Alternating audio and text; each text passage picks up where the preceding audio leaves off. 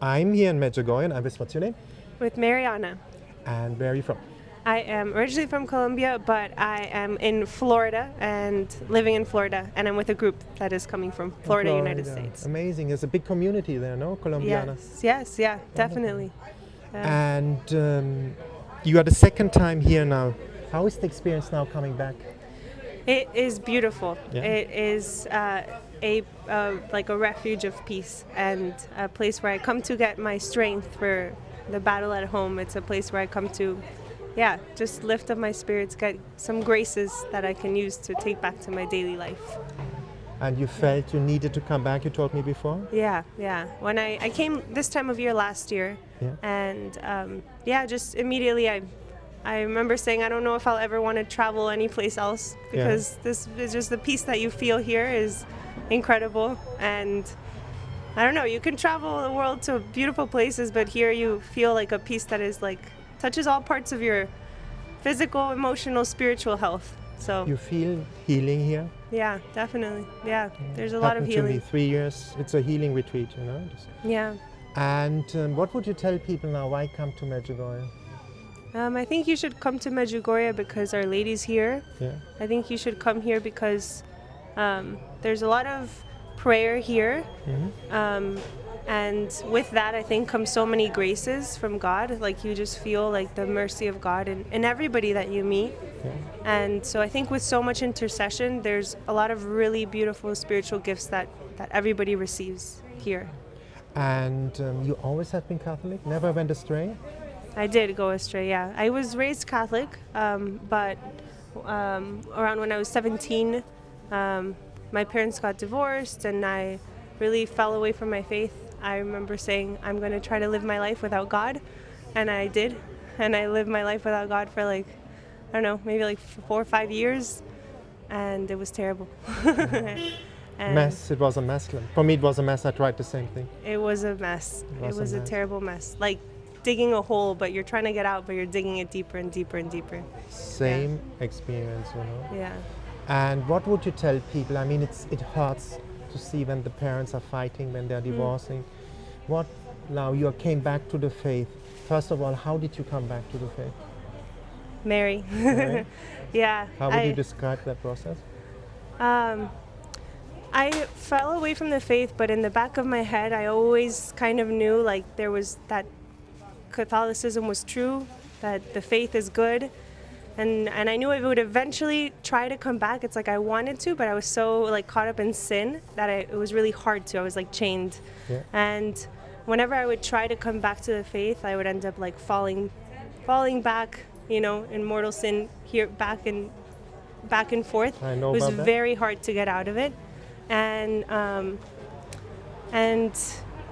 there was just a very intimate moment of prayer, like alone in my room, and I was just praying and crying out to God to help me to get out of this, because I wanted to come back. I saw how the life that I was living ruined a lot of my friends' lives, and I didn't want to be a hypocrite anymore. I didn't want to lead people down a bad path anymore. And in that moment of prayer in my room, I felt in my heart like the only thing that I could describe as an encounter with Mary, where I just felt like she spoke to my heart and she made known her presence, that she was there, that she loved me, and she told me in my heart that the way that I could get out of it was praying the rosary every day. And I hated praying the rosary. I grew up Catholic and was very faithful until I fell away, but I hated praying the rosary. I didn't like it.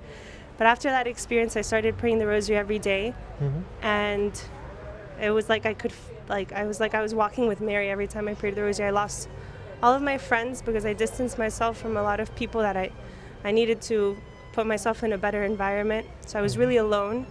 But through Our Lady holding her hand, praying, I would pray the rosary on Hallow. I remember all the time too, and just having somebody else's voice really helped me. And that really brought me back to the faith fully. After that, there was like many little miracles that I could say, like signal graces that really increased my faith. But since then, I haven't turned back. God has been very faithful. So it's been like 3 years now, very, very faithful. So you regularly go confession, rosary prayer? Mass daily Mass as much as possible, Sunday Mass, the sacraments. Start The with the rosary. confession. You know, there are a lot of young people, they don't go to confession. What would you tell them if they are scared to go open up, maybe as a woman as well, to a priest, intimate stuff? What would you say? Why not be scared? What is beautiful about confession?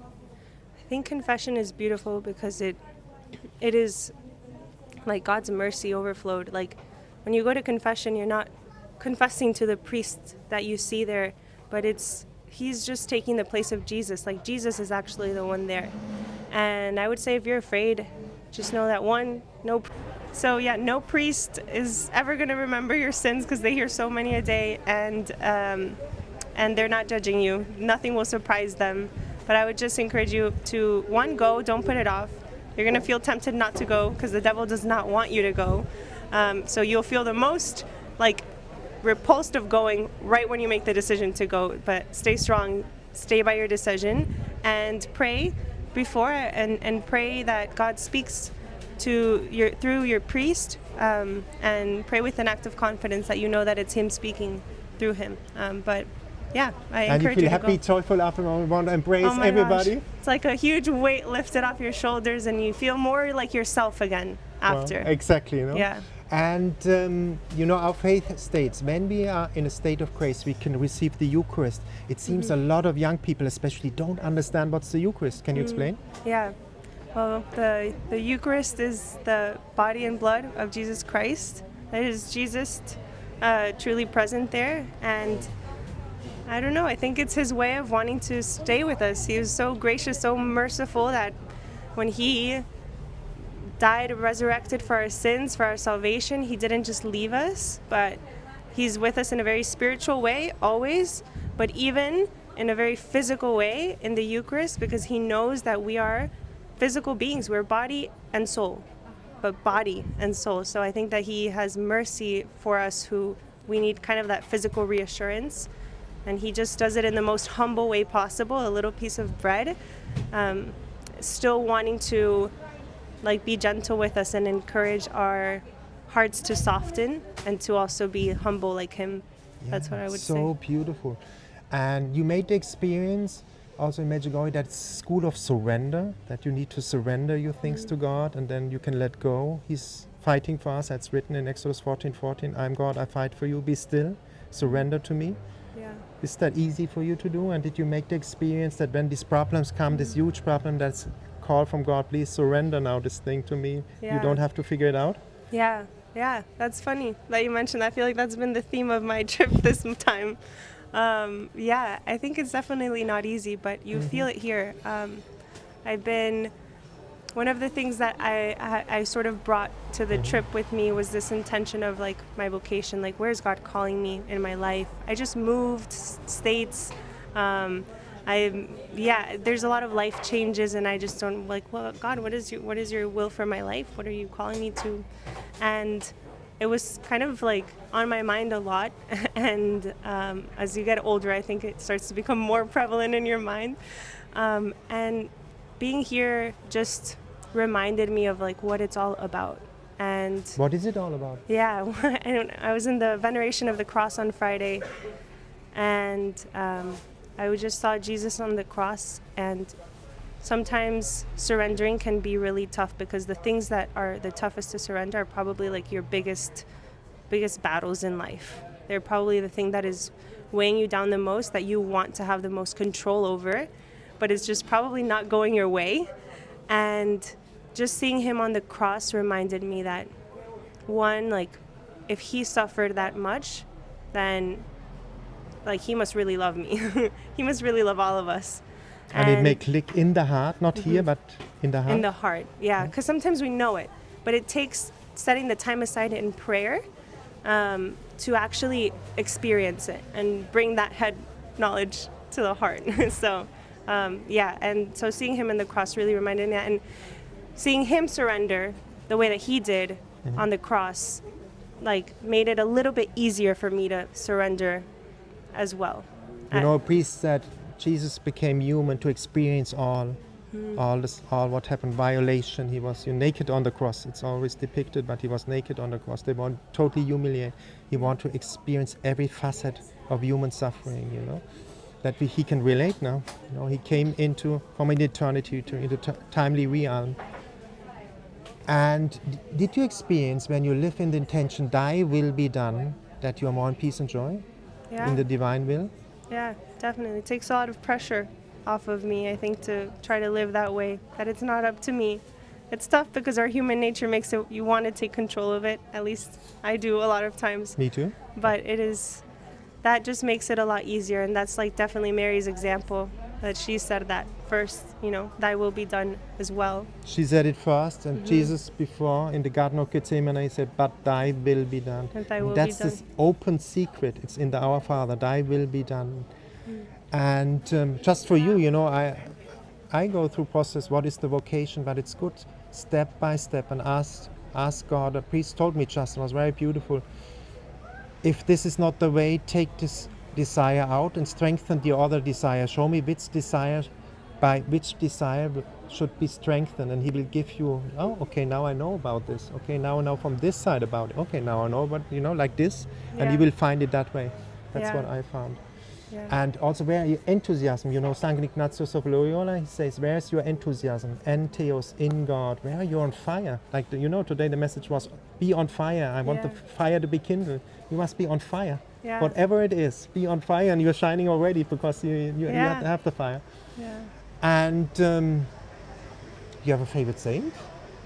I have many, but probably my most favorite is Saint Joseph. Why him? That's beautiful. Yeah, he's just beautiful. I mean, I mentioned, you know, I come from divorced parents, and I think when their marriage was most rocky, I just remember like feeling like as a kid, Saint Joseph like kind of touched my heart, and feel like he's there for me too. So, and he's very humble. So I think that he's like he's very approachable and easy to talk to, and he really, whatever you ask of Saint Joseph, he'll give it to you.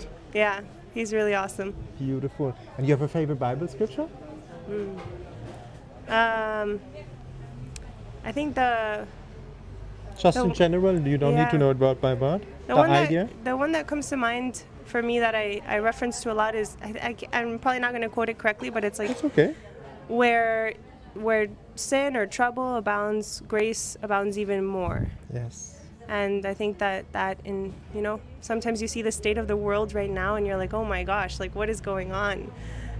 But you see how God is lifting up like all these beautiful saints, like, you know, St. Carlo, or blessed, soon to be St. Carlo Acutis, I don't know, St. John Paul II, all these really amazing saints of our time that he's lifting up in these really difficult moments. Wow, so beautiful.